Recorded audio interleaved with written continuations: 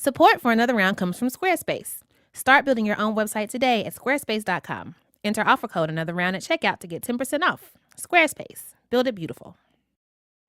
Hi, everyone. I'm Heben. I'm Tracy. And welcome to Another Round with Heben and Tracy. General excitement. I didn't pre-plan a noise. I never pre-plan a noise, so that's not an excuse. Hi, Heben. What up, Trace? How are you? I'm chilling. Awesome. Cool.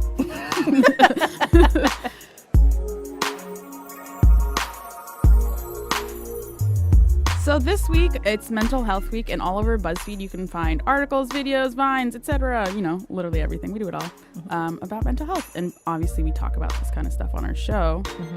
So we are very excited for today's show to be mental health themed, focused, like all of them. So today on the show, we have Aparna Nancherla. She's a hilarious comic who manages to make depression funny, which I have not done yet. And then also we're going to talk with BuzzFeed writer Ariana Rebellini about therapy and how to start and how overwhelming everything is. So let's get on with the show.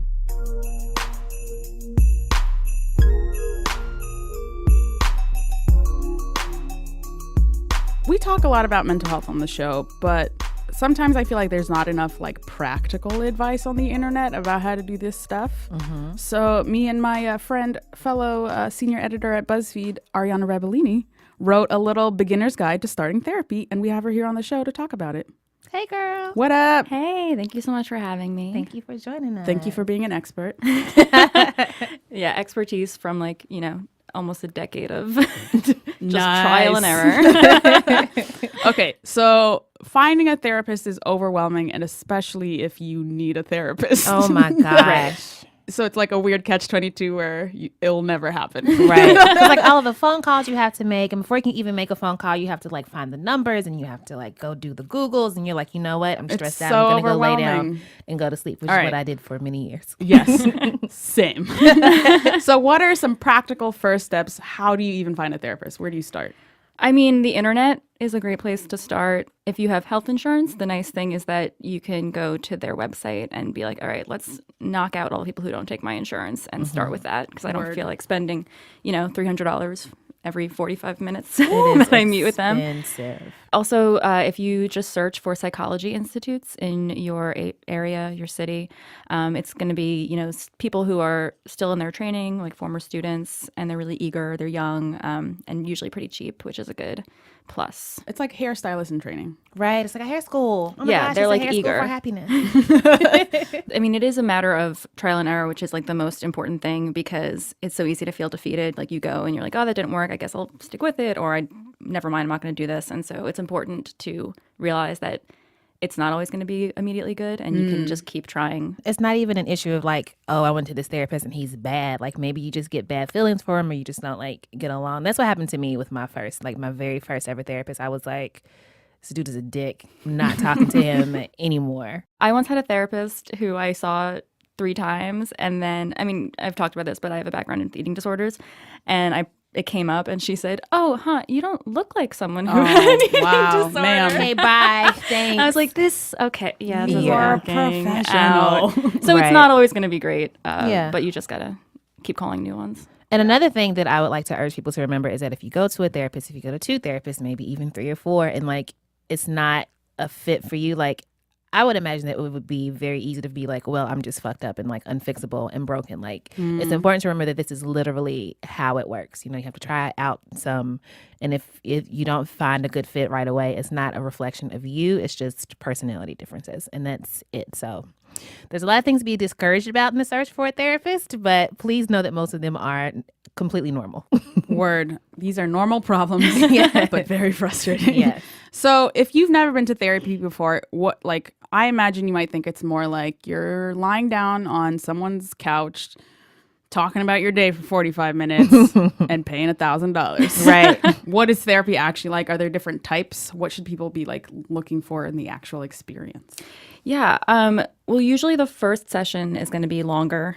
It's kind of like your introduction. Getting to know you phase. Yeah. And it is a lot of like you as the patient talking, which some people are kind of thrown off by, and they're looking for advice, but that's not necessarily how the rest of the sessions are going to go, but it's like you're just digging in. You know, you got to get into like why you're there and kind of about your past, if you've taken any medication, what's going on there. Have you ever actually physically laid on the couch?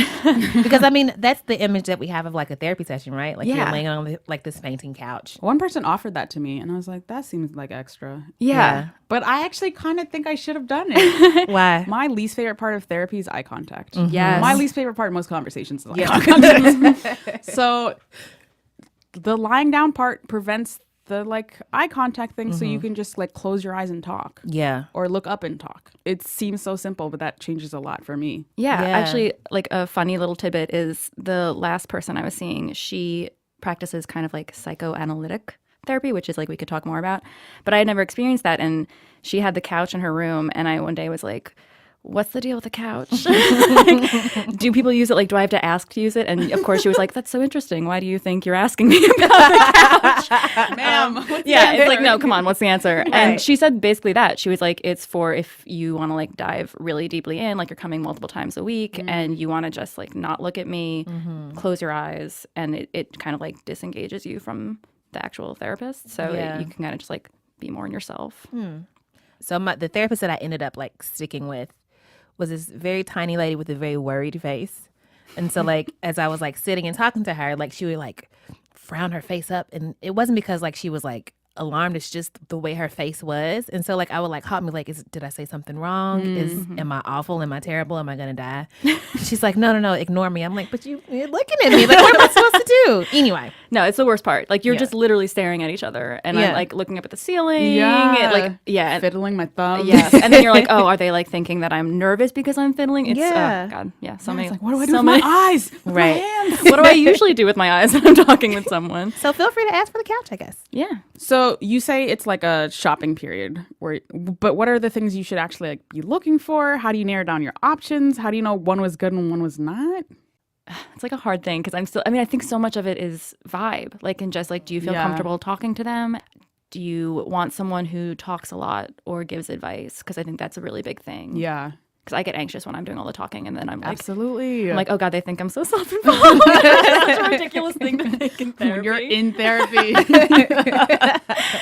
But yeah, it's kind of an instinctual thing. And then of course there's like, you know, the extremes where if you feel uncomfortable or if you feel like they're judging you, or if you think, you know, I've heard things where people say, you know, we're writers and editors, and someone was like, my therapist asked me to like edit something they had written. What? What? Yeah. So it's like these boundaries that you would think people wouldn't cross. Yeah, that's weird. Yeah, but they do. I remember the first therapist I sought out was in college, and I specifically sought out the one black woman because I was like, she'll get me. Right. But I hated her. What? Why did you hate her? She was, I don't know how else to describe her. She was an aggressive note taker. Like, you know, I always assumed she was furiously judging me. Yeah. But also just the like actual volume of her writing was scratching. Incredibly irritating to me. I was like, you know what? I'll take a white woman over this. But that is something. I mean, a lot of people talk about identity or, you know, specialties. Of course, if you're going for like eating disorders or, you know, PTSD, you can find people who specialize in that. I didn't know you could specifically look out for like a black therapist or someone who specializes in like LGBT things or something. Yeah, I mean, I've only ever gone to women, and I don't think it was a do not conscious know how thought, people but like, go to men. yeah, but like now that I've thought about it, I'm like, yeah, I realize, I don't only feel comfortable. Like it's like I'm talking about eating disorder stuff. I don't know. Yeah. What about if you don't have insurance? Oh yeah, that makes it harder. Yeah. We actually just got a question about this, and I was like, I don't know. You know, if you're in college, that is a good thing because you have the mental health, like your health facilities there, which is good. Definitely take advantage of that. Yeah, if you're in college. Definitely take advantage of that. I mean, I think that the cheapest thing to do would be to go to like those schools or the institutes because they're more likely, or community centers. Sometimes they'll have things. That said, not every place is New York, and not every person is charging like $250 per session. Yeah. And most people will offer sliding scales and make it a little more reasonable, but it's going to cost you. Absolutely. Yeah. When I moved back to Louisville from Philly, which is where I found the therapist that I was seeing for a while, my anxiety was like, surprise, bitch. Back. You thought you left me in Philly. Nah. Thought you saw the last of me. Right.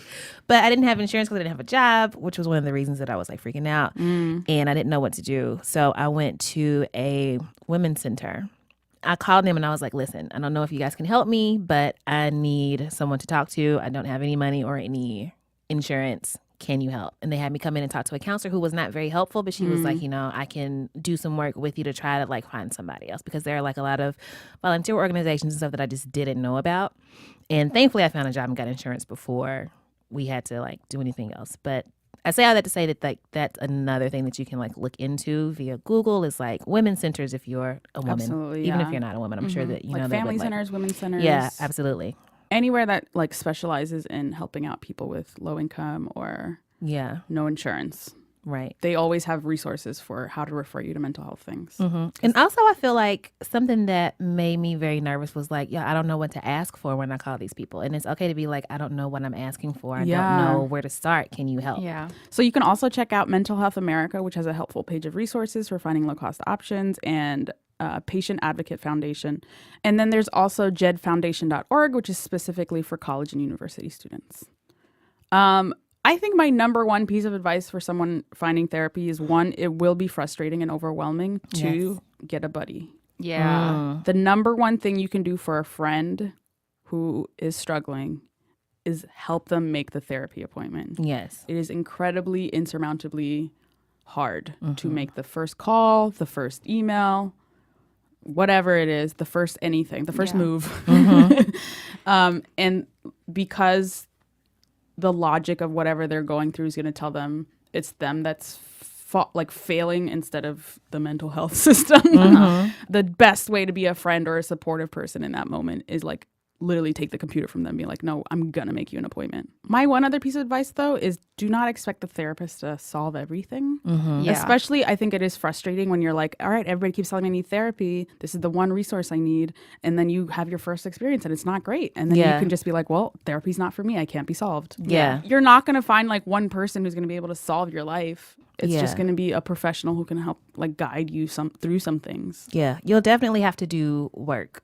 You know, there are some therapists who will give you homework, like journal your thoughts. And there is definitely like a work aspect of it where you have to do part of it. I loved that part. Oh, yeah, me like my too. therapist would be like, okay, what I want you to do today, I want you to think of a friend, because like I had horrible social anxiety for a long time. And like I hated the telephone. I hated talking to people on the phone. She was like, here's your homework.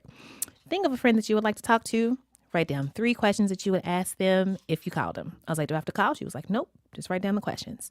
So I'm like, I can do that. I went home, I wrote down my questions. I was like, hell yeah, look at me being almost ready to call somebody, you know? And then like close. a couple weeks later, like I made a phone call and had a conversation. It was awesome. And I just felt so accomplished and like I could just like do anything in the world. So this category of therapy is called cognitive behavioral therapy. Yes. Focuses a lot on like specific activities or homework things, tasks. The other types we were describing is psychoanalytic like practice, meaning sitting on the couch and talking about shit.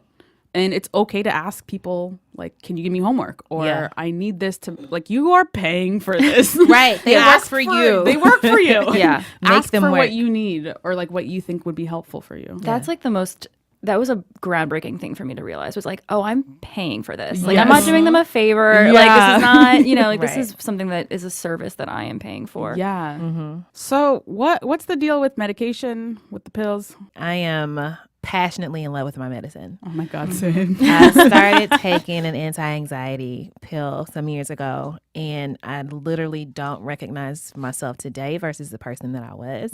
I always feel kind of nervous about like singing the praises of medicine because it's not for everybody. You know, not every medicine will affect everybody the same. And we definitely live in a world where pharmaceuticals push that on you. Yes. And on your doctor. Absolutely. In wild and fucked up ways. Yeah. One of the toughest things for me about going to seek out a medication was just like feeling like I was broken and weak and just like unfixable and crazy. Because like I realized that like when I was little, when like somebody was like, being weird or acting silly, it's like, oh, did you take your crazy pills? You didn't have your crazy pills today. So like there's a very close link between like a medicine that like fixes a chemical imbalance in your brain and like being insane and needing a straitjacket.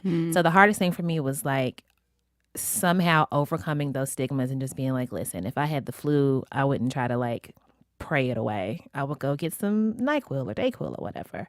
Like therapy, what I've learned about medication is it's not going to solve everything, and that it will take some time and you have to shop around, Yes. which is so frustrating for you and your body. Yeah. The side effects especially, well, it's like, can I get like a month off every time I try a new medication, Yeah. please? Yeah. So it's going to be a frustrating journey. Another tough thing that I go through almost like regularly, like clockwork, is so like once I found my medicine and I was just like feeling so freaking good. I'm like, you know what? I'm cured. I don't need it anymore. This is another, oh, man. Oh my gosh. And so then I stopped taking it. And then 2 weeks later, I'm like, hey, I haven't left my house in 2 weeks. Like, I wonder what the hell why. is it? Yeah.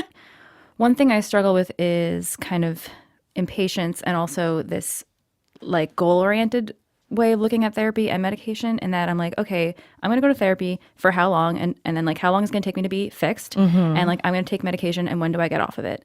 And one thing I'm dealing with currently is understanding that like, oh, maybe it will be forever. And maybe I go to a therapist, every other week forever. And that's fine. And it's just like a nice thing that I do. And medication helps me. And I think it's going down, it'll distract you from what you're working with to be like, well, when's it done? When am I fixed? Yeah, kind of figure out your relationship to the word recovery. Yeah, definitely. In recovery, recovered. Some people have like a hard time with the past tense about that. That's a real thing. Yeah. Oh my God, Ariana, thank you so much for stopping by. Thank you for having me. And like giving us all these tips. So if you want to follow more of Ariana's work, you can find her at BuzzFeed.com/Ariana Rebellini. That's ArianaRebellini.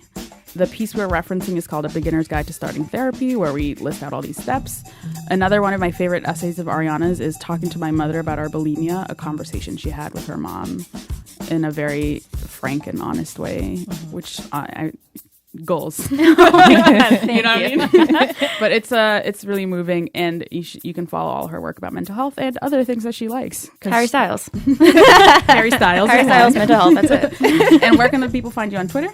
At Ariana Rebellini. And you can find all of Mental Health Week content on BuzzFeed at BuzzFeed.com/Mental Health Week. Dope. Thank you so much. Thank you. Thank you for having me.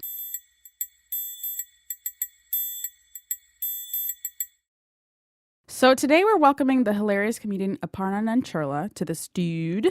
She's a stand-up comic and a writer on Late Night with Seth Meyers. She wrote on Totally Biased with W. Kamau Bell, and she's basically been on like every comedian to watch list for the last year. She has a fire Twitter. Oh my God. Her Twitter is Aparnapkin, which is genius.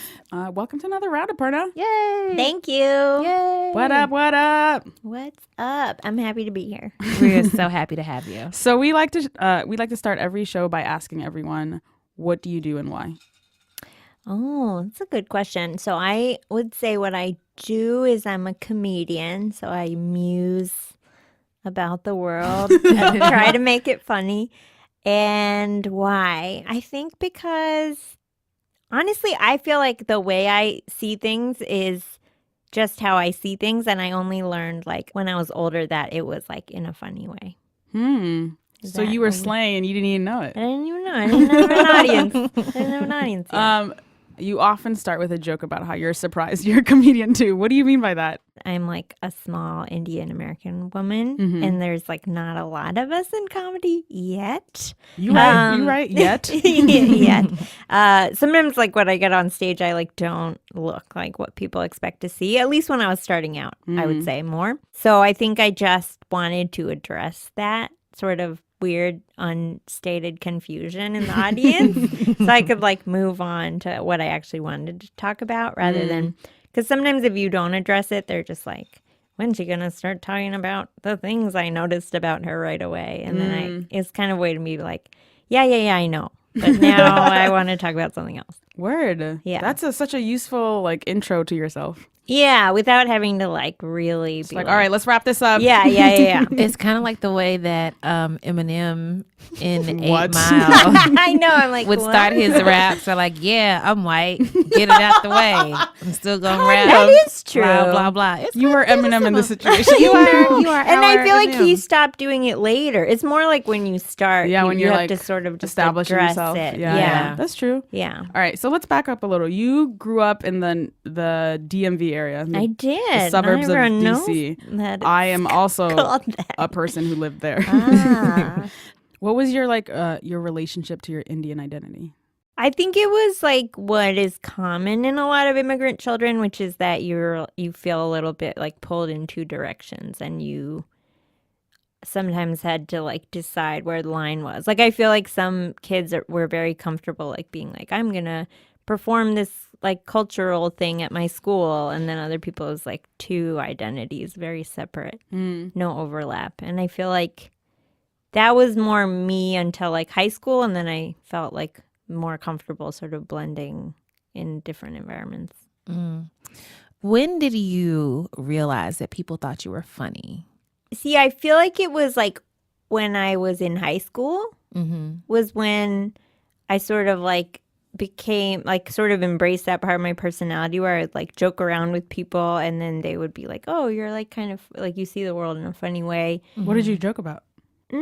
Just like, you know, like very like kind of like the understated like low-key persona, like that's just like who I am, where I like being on the sidelines and sort of like commenting on things and sort of like in a sort of under my breath way. So I think it was just those like quiet asides that people would be like, oh, that's really funny what you said.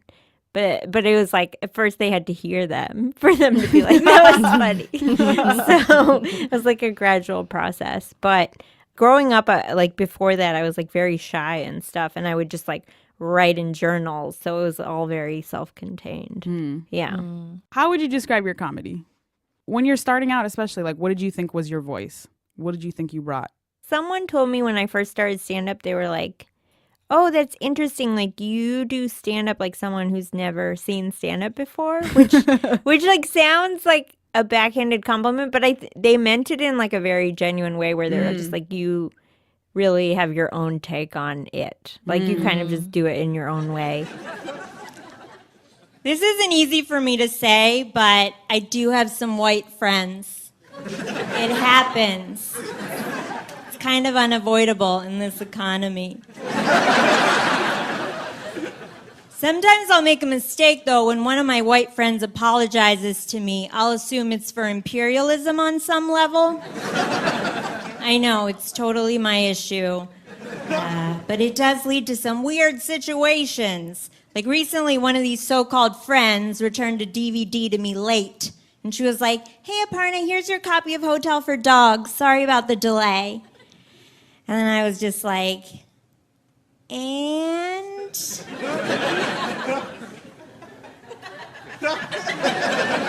And she was like, I'm pretty sure it was just the DVD. And I was like, no, remember your people. My people. And she was like, this again. And I was like, history's wounds never heal. She was like, we're at a yogurt land. And I was like, it used to be my yogurt land. And she was like, that's the wrong kind of Indian.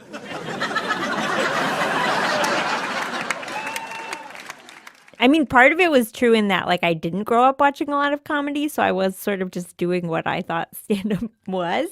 So why did you start? Just kind of on a whim. Like, I was, you know, I had one of those sort of existential college crises where I was like, oh, I don't I'm familiar. know. I had 3 of those. I don't know what I want to do with my life. So I, like, sort of went through this period where I was like, I'm just going to try a bunch of random things because I, like, going the like expected path hasn't really generated any answers. So I was like, I'll just try random stuff. And What other things did you try? I'm sorry. some of them were not that exciting, like working at the mall. I tried it. Not a fan. It's not for me. But like I took like a semester off from school and stuff. So I was like really just like I need to take a break You have and to find take yourself. stock. Why did you take a break? The more serious side of that was like, you know, depression and like and having like some issues around eating, but which was really sort of just tied more to like, I don't know what I'm doing with my life. So I think I needed a break for multiple reasons, but it did give me a chance to sort of be like, I was like so on this like very typical path that a lot of suburban kids are. And then I was like, no, I'm just going to step outside of that world and see what lands. So how the hell do you go from like depression to doing stand-up? Like, I feel like that's the last thing a depressed person would want But it to was do. like after I was like sort of started going to therapy and like started taking remember what- medication and stuff that I was like sort of in that honeymoon phase of like being on antidepressants where I was like, oh my God. it's like putting on like happy glasses, you know? Or, Yo, that honeymoon phase is so real. I It's know, amazing. right? Like that you can't. You only get it once. Do you find that stand up helps you in like your self-care and like your therapy? Is it therapeutic I for you? think it goes two ways for me. Like I feel like some people are like, oh yeah, like comedy is how I get it all out. But I feel like I have more of a love-hate relationship with it, where it's like I love doing it, but then I also there's a lot of like anxiety around it and like expectations and like pressure. So it's like one of those things where it's like can't live with it, can't live without it. Yeah. That's what I mean, though. Like, how I feel like I know a lot of stand-up comedians talk about being depressed. Yeah. But it's still genuinely surprising to me that, like, getting up on a stage, being confident in a room full of people, trusting that what you're saying is valuable and worth hearing. Right. Like, And that's just throwing all yourself things into all that you anxiety. cannot do when you're dealing with like anxiety or depression. How do you do it?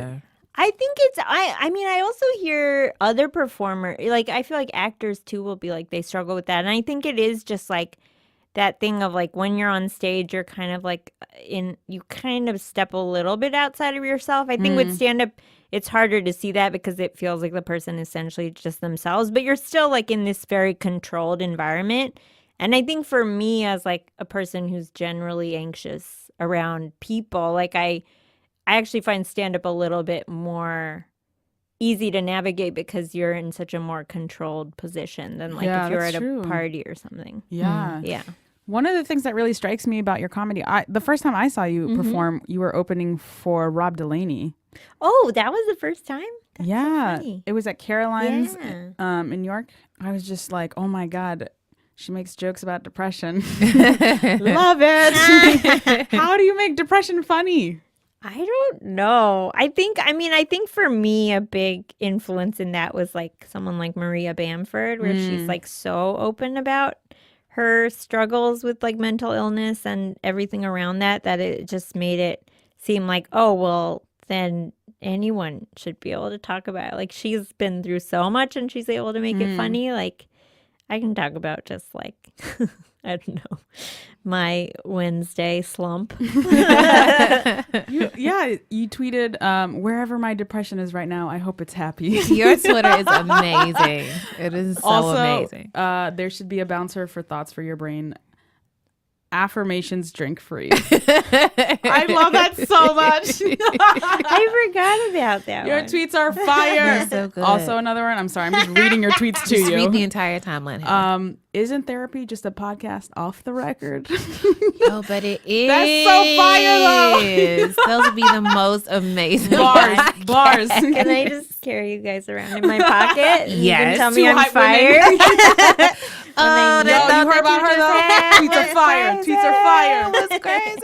Also, will the real imposter syndrome please stand up? Oh yeah, that one didn't do that well, but I was like, I love it. So good. How do you deal with something like imposter syndrome? I mean, for me, honestly, that I feel like anytime I've gotten a job, I always get that immediately of that sense Oh of like, my this was a gosh. mistake. My entire first 2 months at BuzzFeed, I was just like, Yeah. eventually somebody's gonna figure out that I'm shit, and they're gonna be like, oh, you have to go back home I know. to Kentucky. Yeah. And I honestly sometimes wonder does it happen to like fall on women more because I often feel like guys, it's like you just hand them something and they're just like, White men I've especially, always had this. You just figured out that I have Right. it, but I've always had it. Whereas I'm always like, this was a mistake. You said once in an interview about performing, you said, even though it's still like a version of yourself, it feels like I'm this other persona a little bit. Yeah. Tell us about this other persona. Well, Who is your Sasha Fierce? Yes. Oh, I know. The most introverted Sasha Fierce. Sasha reading a book Yeah. on Tumblr. Glasses. Sasha hanging out. All stand-ups, like I think, or at least the ones who are just essentially being themselves on stage and like not a distinct character or like an alternate persona, like you are trying to just move towards like really just being yourself on stage the most you can. But I think anytime you step on stage, you are like, it is like a slightly heightened version of whoever you are because you are performing. Even if it's like you being really awkward and like stiff, like that's still like heightened from like what you are in real life. So I think in that sense, it's never exactly you. It's like a slightly tweaked up version, but when you're starting, at least, a lot of that is really just throwing paint at the wall and just like getting used to being on stage. Like, how do you know you're getting better? Sometimes you don't. I think it's like aging where you can't really, you can't see it. You can't see it, but you have to like have faith. Not that people have faith that they're aging, but you have to like, no, just believe that you're like getting better. So you moved to LA, Yes. doing a bunch of shows in LA. Yep. Then W. Kamau Bell's show. Yes. That was Totally Biased happens. How? Yeah. That happened because, well, I was lucky in that I knew already a bunch of people worked on the show. I sort of knew Kamau when it started. I think we had met maybe once before, but I didn't know him as well as like I knew some of the other writers. So I think I sort of had a foot in the door that way of like people were able to vouch for me. But then one of their EPs saw me at a show and then liked my stand-up and was like, oh, do you want to submit to the show? And I think I submitted once and then didn't get it, and then they asked me to resubmit, and then I got it that time. Yeah. What were you submitting? Like a packet? Yeah, it's always usually for these like talk shows, it's always just like a spec packet of like all their different segments. They'll just ask you to like write an example. That's a really great first writer's room. I know. What was it like? And kind of like an unusual one because very unlike any other writers. Way browner than the rest of cable television. Earlier today, I watched the conversation between Lindy West and a white dude whose name I can't remember on Totally Biased. Oh, Jim Norton?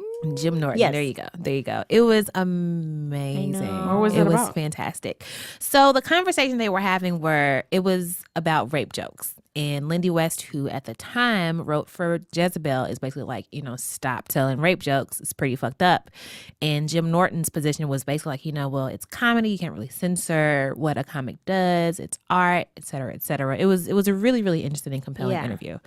And there was a part where W. Kamau Bell says, quote, "Are comedy clubs inherently hostile environments for women?" And Lindy responds, "They are dark basements full of angry men. So on a fundamental level, it's not an awesome place to be." Yeah. Do you agree or disagree?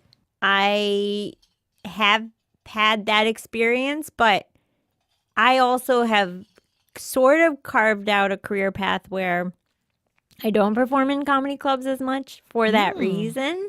So I feel like I've almost like self-selected myself out of You've those transcended. environments. How do you do that?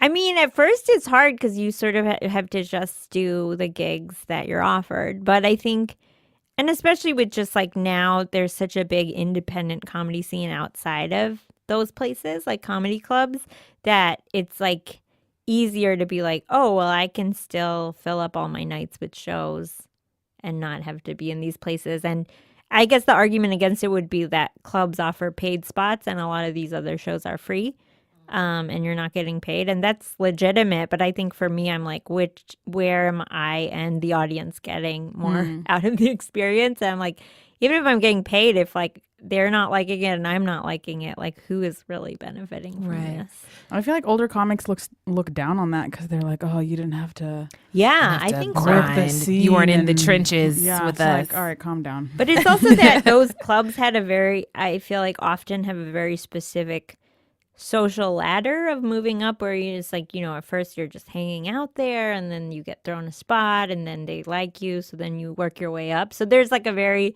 specific hierarchy to it. So I think there is like a little bit of ego around like, well, why didn't you have to do this? Like we Yeah. all did it. Do you have any comedy pet peeves? I mean, I think one thing that I always find kind of strange is like when people don't want to take any accountability for what they're saying. Go on. It's very confusing. Yeah. Like, I mean, I understand free speech, but I'm like, I don't understand the idea that you're like, yeah, I'm allowed to say anything I want and no one is allowed to have an emotional response. Yeah, and And like seems laughter so- is an emotional response. Right. So like, It feels very like undermining your own point that like comedy is powerful. It reaches people. yeah. But not when it's criticizing me. Right. It doesn't, it like really like I feel very conflicted sometimes because I'm like, do I just need to have a thicker skin and not have such a like be so sensitive? But then I'm like, but that, you're right. It like it contradicts what art is about. Yeah. To be You like, you can't can be only have this upset. very specific reaction to Right. everything I say. It's like your whole point is you're up there getting different responses from us. Here's one of them. Yeah. And one of them is that you suck.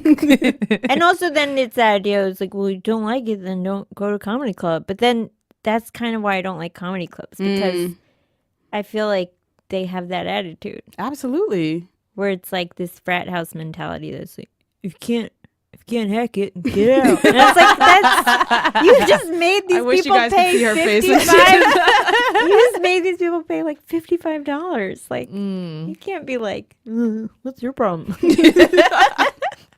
Okay, one more question about like feminism and Yeah. social justice. You did this really great interview that I love with weirdsista.com. Oh, it's a great You were asked about like the role and the place of social justice and like feminism in your art, your craft. And you said, quote, I don't feel like I'm as explicit about it a lot of times, but there are guidelines I always keep in mind as I'm writing and I try to honor them as much as I can. What are those guidelines?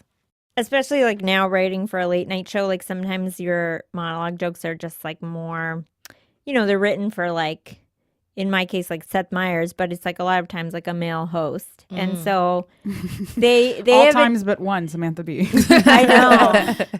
Or I guess Chelsea Handler. Oh, yeah. But- now off the air. But more often than not. And so I think you're sort of like your voice in that sense, you can't be as explicitly like coming from a woman's point of view. So like I feel like when I'm writing for myself, I'm like, well, I want to just make my point of view the default because I'm just talking about my experience. Whereas sometimes I feel like in stand up, like people will sort of try to move it more towards the middle so like men can relate to it just as well. But I feel like we're expected to relate to male stuff like Like it's without universal. yeah, Like it's so the I'm norm. like why can't Like, I why just can't you see talk the about humanity in my, Yeah. my Right. life? so I'm like I don't need to always like explain everything about being a woman. All right, let's take a quick break and get some refills and we'll be right back. Refill time. Can I get a refill? Thank you. Support for another round. Okay. Support for another round comes from Squarespace. With Squarespace, sites look professionally designed regardless of your skill level, and there's absolutely no coding required. It's a totally stress-free experience, unlike your commute. Which brings us to this week's episode of Transportation Meditation, for all of you who listen in the car, on the subway, or on the bus. Breathing in, you come to terms with the Showtime kids breakdancing in front of you, nearly kicking you in the face. Breathing out, you accept that some men will never realize how rude manspreading is. Breathing in, you brace yourself as street harassers become commute harassers. Breathing out, you are thankful that you didn't forget your headphones today. Breathing in, you sigh wearily at the huge group of preschoolers that just boarded your car. Breathing out, you summon tolerance for those people who hog an entire pole with their bodies. Start your free trial today at squarespace.com. The site is intuitive and the tools are easy to use. And if you sign up for a year, you get a completely free domain. When you sign up, make sure to use the offer code Another Round to get 10% off your first purchase. Squarespace. Build it beautiful. So we have approximately 8,000 more questions for you, but we don't want to keep you here for the next 3 weeks because I'm sure you have like a life and appointments and stuff. So we're going to go to our rapid fire questions segment, which is actually not rapid fire at all. Okay. If you're not feeling rapid fire, it's called pew, pew, pew, pew, pew. Air guns, rapid fire. These are finger guns. When's the last time that you felt surprised by yourself? Oh, man. That's a great question. I think sometimes I have trouble like speaking up in groups, and I feel like I've gotten to a point in my life where I'm like, this is something I want to work on and change. And sometimes I found a trick is like saying the thing before I can stop myself, like with anxiety. So it's almost like surprising yourself, where it's like, as soon as I feel the thought that's like, don't say anything, I just like blurt it out. So I feel like that's always like a small surprise. That sounds like a fantastic strategy. I know. What is the worst date you've ever been on? Oh. Hey. Tell us about the date. Well, it was like someone I met over Facebook, or I didn't meet them. They just had seen me at a show, and then they sent me a message that was like, oh, I saw you at a show. Like, we should go on a date. And then I normally don't, respond to that easily. Do you respond to your groupies? I love it. I feel like women should have a lot more Listen. groupies. I know, and also it's agree. rare. Like, women don't get a lot of, I found as a comedian, don't get a lot Really? of. Wait, you can see the difference? Yeah, and I don't just mean speaking from my own experience. I mean, talking to other female comics, it's like very commonly known that like guys all the time get approached after shows and women don't. I'm outraged. I'm fed up. We don't I have a demand single groupie. groupies. And then someone told me that happens in music too, which I think is insane. Not that female musicians don't have groupies, but just that they get approached so much less. Like it's almost like they're then put on some pedestal and like you're not someone I can actually talk to. We need to change this. Tell us. Carry on. Carry on. Oh, the okay. story. So we went on a date and we didn't have a lot in common, and then he basically like he took the middle of the date to be like, oh, I'm actually really funny. I could be a comedian. Oh no! I know, and I was like, Had he made you laugh at any point before that? not really, like not in That's a a real. no. That's a no. I'm shaking my No, head but I very mean not in a violently real right way, now. but definitely in the way of like, as a woman, how you're Oh, cued to know absolutely. when to laugh. That's so funny. Yeah, you're like, oh, you think you're being funny right now. You're trying. I'm gonna be generous right You're now. Trying. But I could tell he was like that. He was like the funny one in his friend group. so his Does that friends make were sense? trash. No, yes. Yeah. His friends were awful. Don't Men do really it. overestimate how funny they are. They Carry on. overestimate how Strange. everything they are. But yeah, so he said that, and then I was like, oh, that's great. Like, I don't know what you want me to say. And then, like, it was towards the end of the date. Like, I feel like we had really run out of everything to talk about. But he was just like, oh, yeah, something you should know. I only friended you on Facebook because you're an Indian comedian. Like, he was also Indian. And he was Wait, what like, does that mean? well, What do you mean only? I know. And then he was like, yeah, I didn't actually think you were that funny. and then he was like, that was a joke. No. Oh my God. Get out. Leave, sir. Good day. Good day, And sir. I was like, what? oh I my was gosh. I think I had like reached the end of my like reaction cycle. And then he reached across the table and forced my mouth into a smile. He would have got kicked directly in the balls. Like I was Directly. so, Like, but that it was is- like one of those things where you're like so confused about what's happening. I like couldn't react because I was like, is this happening? So it wasn't that he told you, hey, woman, you should smile. It's that Right. he physically forced you Oh my across gosh. the table. But I think it was almost like he was like, the ship is already sinking. I'm just gonna set it not? on fire. oh my God. Why not? I'm very excited about this next question. You can pretty much guarantee that the weirdest question during It's all PvP from came Tracy's from brain. me. So before I ask that, because Yeah. I can tailor this question to you specifically. Okay. Are you familiar with R. Kelly's Trapped in the Closet saga?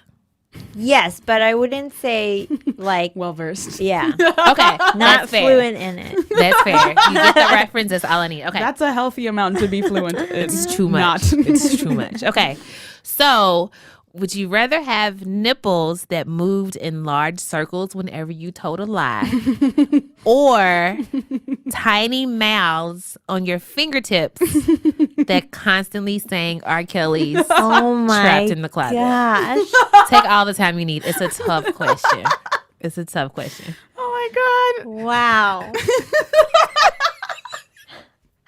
You've really outdone yourself, Tracy. Thank you. Thank I you mean, very I much. would say, I guess my question is like for the nipple option, like if you were wearing a bra, would people be able to tell if they were moving? I guess it depends on what kind of bra you're wearing. If Yeah. it's like a cheap like jersey bra from Target, then maybe. But Right. if it's like Right. a fancy, Right. like a supported. yeah, then maybe not. Or if it's padded, then maybe not. I don't know. But See, maybe the that force feels- of the nipple moving would like make the whole boob. Oh my move. God. Hey man, Do you remember that video of the woman whose boobs were like, I don't remember what Were it was, dolphins? like Jingle Bells or something? they were dolphins. Sorry. Heaven, like, explain I'm this. thinking of a It was different called thing. like jingle boobs or something, and she could move. She Hold on, could so move. much is happening. Everything is happening. Heaven has dolphin boobs going on. Spot has She jingle could move boobs. her boobs independently. Wait, I can do that. Like flex them? Yeah, like pecs, like the guy, the weight guy. I feel like I shouldn't have admitted that out loud. I I gotta feel like do that's it. pretty normal. I gotta do push-ups. I can like do it a little But bit. like visibly for real. move them. Well, you can do it right now. No. But see, like, It's isn't that selfish. then the same thing as? I guess No, it's not the no, same. That because, is like the the worst nipples would be version of like- Pinocchio. It's like, what if instead of his nose growing, his, that's his true. nipples moved in a So circle? if your nipples grew, that would be terrible too. I feel like the best bras that would hide your large nipple circles would be really expensive. Just for the record. Just consider this Yeah, as you but make your decision. But even if you wore gloves, you would still have to hear those songs. Right. It would So just I- be muffled. So I think I would have to go with the nipples. Okay. You I could just respect never that tell a choice. lie. Something about the tiny mouth. Yeah, that's really creepy. I feel like that would like make me nauseous if I saw like little mouths on my Oh my fingertips. God. I know. Okay, anyways, let's move on. Jesus Christ. Thank you for entertaining me. Yeah. You tweet a lot about snacks. Yes. What are your top 3 snacks? Go. Oh man, Snacky Robinson. I've always really been into trail mix. What? I know because Do you Sorry, not do trail I'm not mad at it, but top 3? oh right, no, it's not a favorite choice, but I have to. I don't mean to insult your snack game. No. Carry on. I think Carry it's on. because you can really customize it. Like you could Ooh, really. That's true. You It can really just be a trail mix? lot of M&Ms and There are one M&Ms in trail almond. mix? I just discovered that I don't know what trail mix is. There's an M&Ms in trail mix? It can really be anything you want. Trail mix is really a state of mind. That's probably why I say that I like it because it can really be anything. Okay. Um, So there's trail mix. Okay. I'm really into these these chips that are like snap peas. Oh my gosh. I know. Guys, I didn't. I'm not answering this question to make friends. I don't think any of my snack choices are like the mainstream. It's okay. It's a kind of safe space.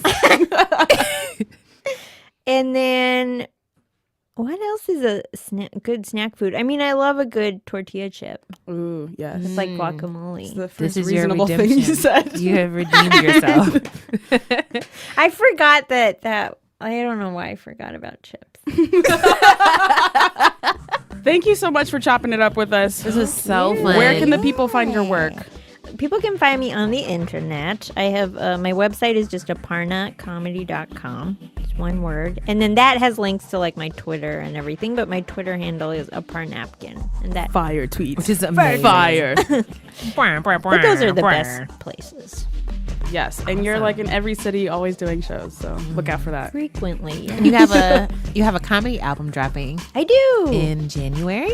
Yes. Your first comedy album. Congrats. Yeah. Congrats! Yay! So look out for that as well. Yo, like remember us when you hit the big time. Please do.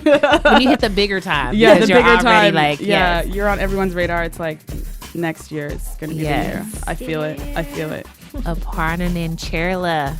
Thank you so much for coming by. you. Please come by again and drink more bourbon with us. Thank it was you. So fun. But do not bring your snacks. I know. My second rate.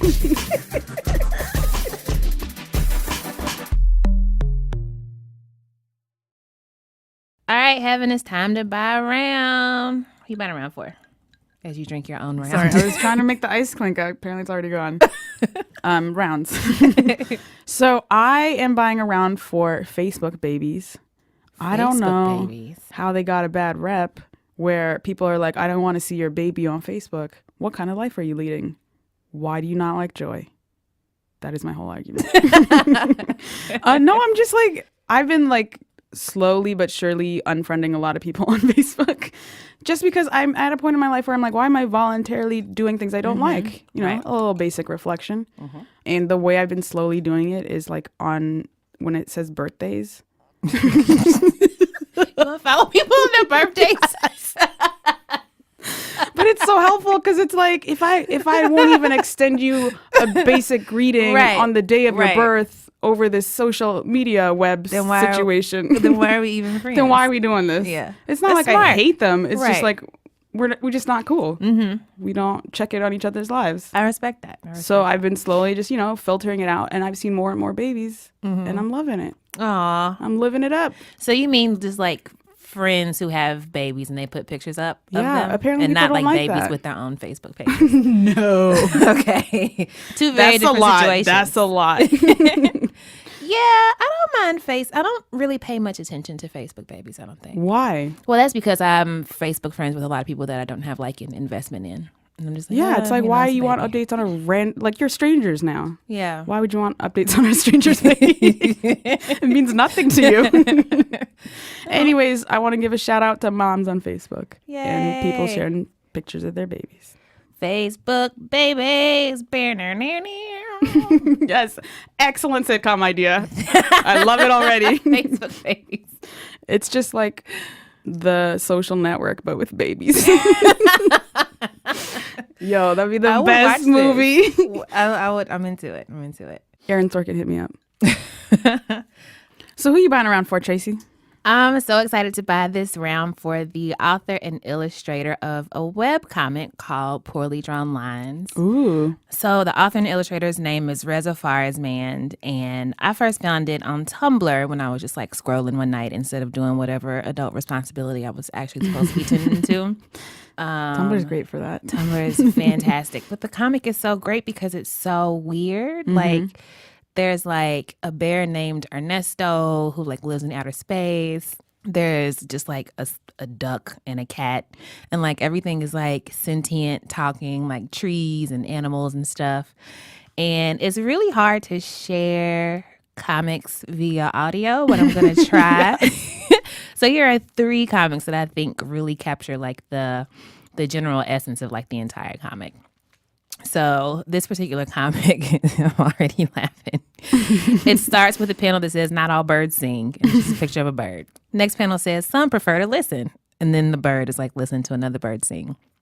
And so the third panel says, "And judge silently," and then above the bird is like a little thought bubble that says, "This guy is shit." Why is the bird such an asshole? Why? And then there's another one. This guy standing next to a monster, right? And there's a sign that says, "Don't feed the monster." And the guy feeds the monster anyway. He gives it an apple. And then the monster takes the apple. And then the monster's like, "Asshole." And then in the last panel, it pans out. And the guy standing in between 2 signs. One says, "Do not feed the monster." And the other one says, "He is ungrateful." These are like if you drew comics. These are like if I drew comics. Yes. There's another one with like a beetle or something. It's like the beetle is one of the strongest animals in the kingdom or whatever. And then it's like this beetle, his children are going off to college, but he does not cry. They are hilarious, and like the pictures are just so simple but like effective and really funny. I pre-ordered the book. Ooh. It's the first book I've ever pre-ordered, and it got to to my office like last week. I was so excited. I read the entire thing on the way home on the train. It's just so funny. So if you need like a very lighthearted, easy chuckle that like you don't have to think too much about at the end of the day, but it's still like just a very different, weird kind of comedy, I definitely suggest Poorly Drawn Lines. The Tumblr is pdlcomics.tumblr.com. The book is out now. The book is also called Poorly Drawn Lines. Everybody should buy it and send him fan mail because he's really, really funny. Oh, yes.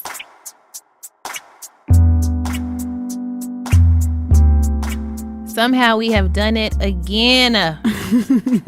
Oh my God. Thanks for rocking with us, y'all.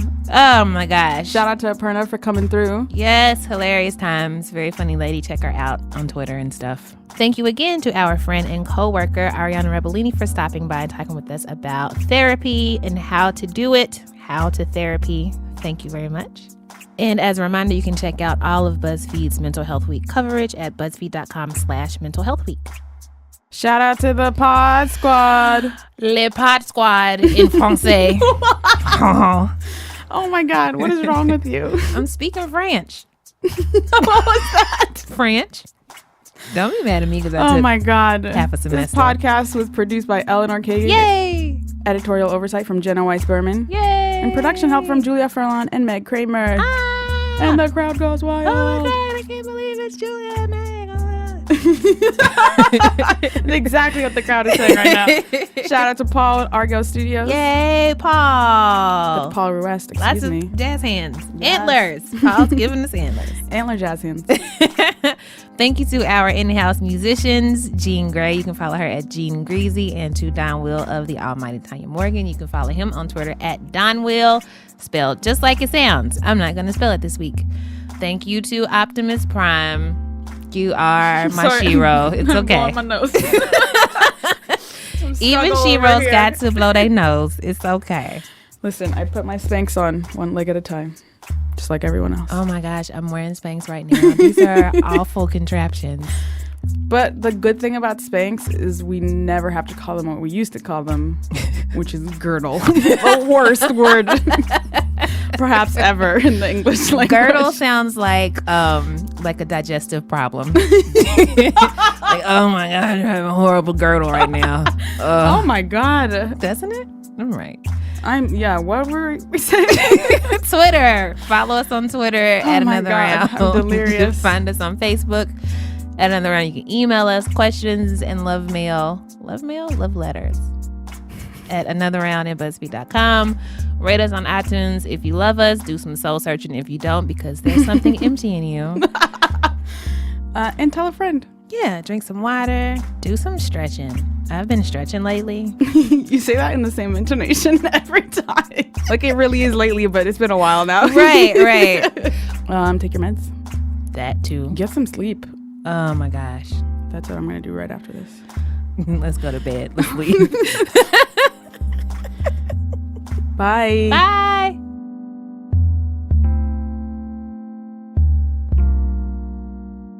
I will never Grocery forget store snacks. Chex Mix is a state of mind. Trail mix. Excuse me, trail mix. Yes. Oh my God, I feel so Trail insulting. mix. Wait. Chex Mix. Wait. Chex Mix is great. All though. Chex Mix is trail mix, but not all trail mix. It's true. Chex Mix. I recently learned Drop the mic, there are drop the mic. names for the different parts of Chex Mix. Yes, you got the I I was didn't like, know oh, that. the